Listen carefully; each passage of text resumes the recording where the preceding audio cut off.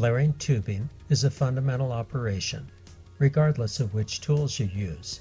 From these basic hand tools to the most sophisticated flaring tools, all steps lead to the same end. We'll begin this series with the basic hand tools, the time-honored arbor press and bar. Flaring requires a quality tubing cutter and a square end on the tube. This is a rigid 15 SI with rollers. Cut tubing should be deburred inside and outside. This popular tool from Inline Tube is a 45-degree inside and outside cutting tool. Deburring the inside restores the diameter, as well as creating a smooth surface that is free of burrs. The 45-degree chamfer on the outside edge enables the tube to collapse more readily during the adapter or flare punch operation. A square tubing end and deburring is essential for getting a uniform and quality flare. Always remove debris to prevent damage to seals within the braking system. The goal is smooth, concentric surfaces. This split bar flaring tool uses wing nuts and ridged jaws to secure the tube. The tube must be secured tightly in order for the dies to be able to push the tubing into shape. This die set is for inverted flare, and the first step is to choose the 3/16 inch die and set the depth of the tube to the shoulder height of the die. At this point, the clamp is secured tightly, often requiring a wrench or channel lock pliers. This is the arbor with a 45-degree cone, the same shape as the seat for the flare. This die or adapter will form a convex flare. The bottom half is the 45-degree flute for the bottom half of the flare. The top half is a bubble at this point. The die must compress the tube squarely and seat completely before this step is done. The deburring of the outside edge makes it easier for the tube to funnel into the die. Marking the tube with a fine felt tip pin will help determine whether the tube stayed stationary during this process. Apply force evenly until firm resistance is met. Here, a problem is apparent. The tube has pushed through the bars. When the tube slides like this, nothing gets formed, and the tube itself becomes marred by the teeth on the split rail bar. Sometimes tightening the wing nuts further will secure the rails. Other times it's practical to use the bench vise to squeeze the two split rails together. Leave enough room for the yoke to fit over the top of the split rail bars. Notice that you rotate the yoke in the direction that the stem turns. This will keep it from shifting or cocking out of position. Turn the handle with even force and make sure that the adapter is pressing squarely against the tube.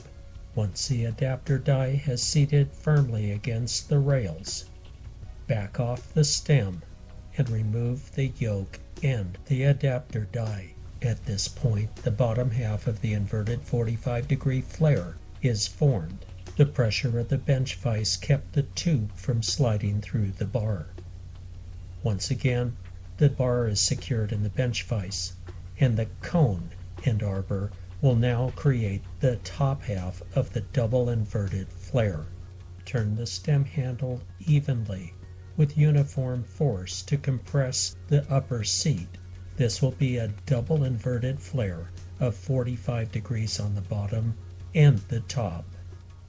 Despite the time involved and use of a vise to complete the job properly, the end result is a 45-degree inverted flare that looks quite good.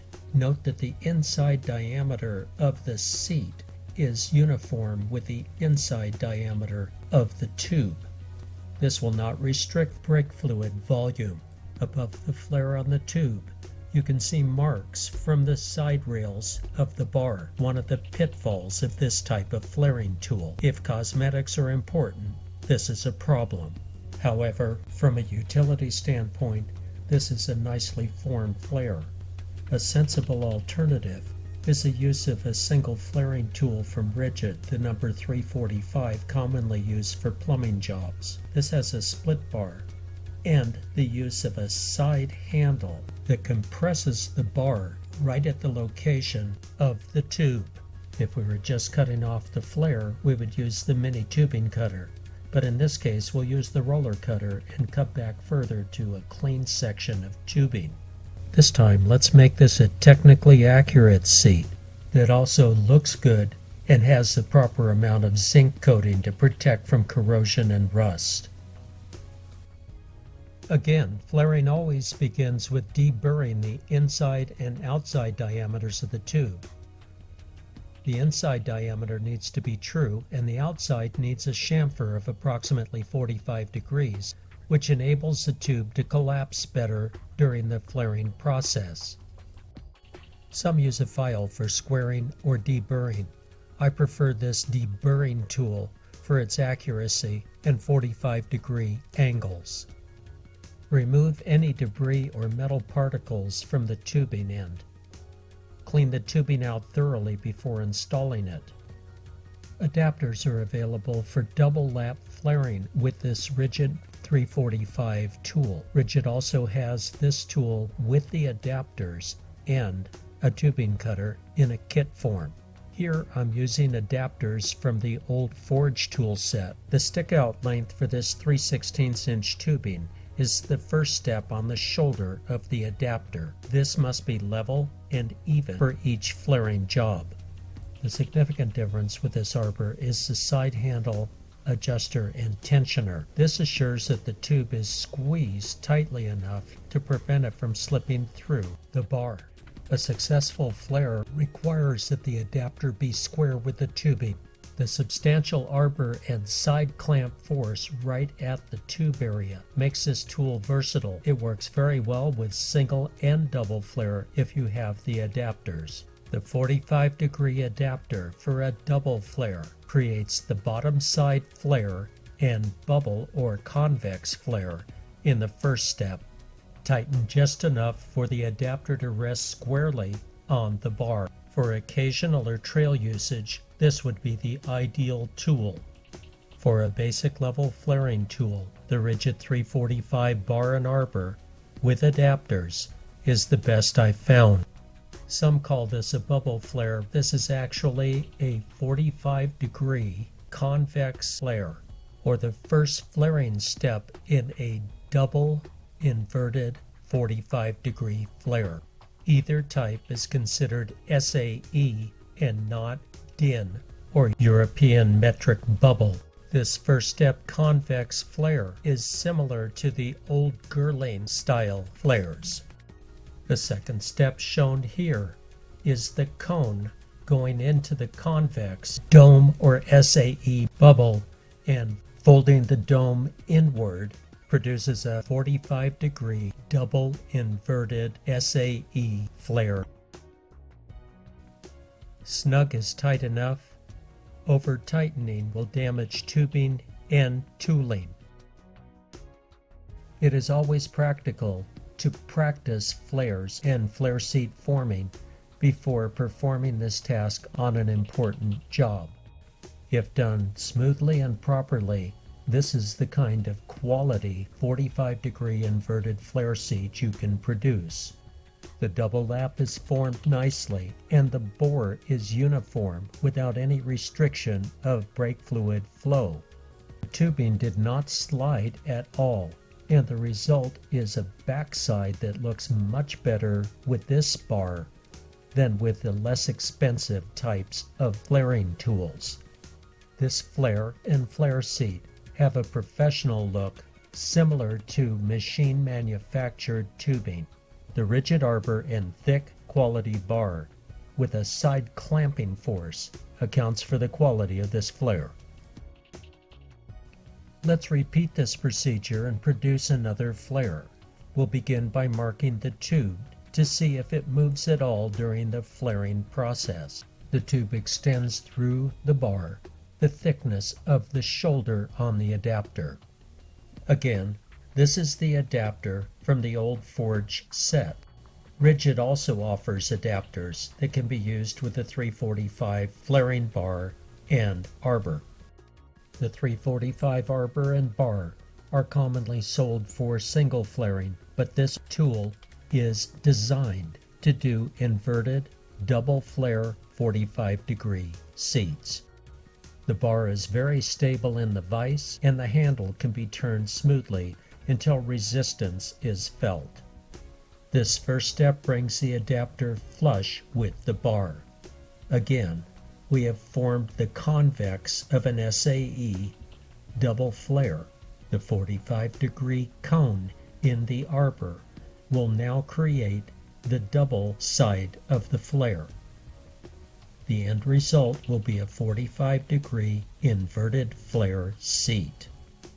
The arbor side clamp holds the two sides of the bar tightly together and also aligns the cone with the tube. Here the cone collapses the convex section of the flare and firmly presses it to form a double lap seat. Note the force applied to the handle to assure a compressed seat. Removing the arbor reveals a double flare 45-degree inverted flare. Note that the tube did not move through the bar when force was applied. This is ideal and minimizes any risk of damage to the tube behind the flare. The double flare inverted 45-degree seat is well formed. There is minimal marking on the back side of the flare. The squeezed area behind the flare end of the tube has been minimally impacted. The zinc coating is in place and will prevent rust and corrosion from forming. Debris can be readily cleaned away with Scotch-Brite. This will polish the surface and make a good contact between the tapered tube seat and the fitting or flare seat. Scotch-Brite polishes the metal and provides a smooth mating surface. Always clean or flush away debris with compressed air or a solvent such as denatured alcohol that will not damage rubber. Always avoid the use of mineral spirits or any product containing petroleum distillates, as this will cause swelling of brake seals and cups. The traditional cleaning substance for brake systems is denatured alcohol for cleaning up parts. I use denatured alcohol for cleaning and flushing any parts related to a braking system. Then allow the parts to dry completely or use compressed air to speed up the drying process. Beware that many products represented as brake cleaner actually contain petroleum distillates and harsh chemicals which can be used on brake backing plates and other metal, but should not be used near rubber parts, seals, or rubber cups and dust boots. Always remember to put the flare nut in place before forming the flare end. This is an example of a flared end ready for service.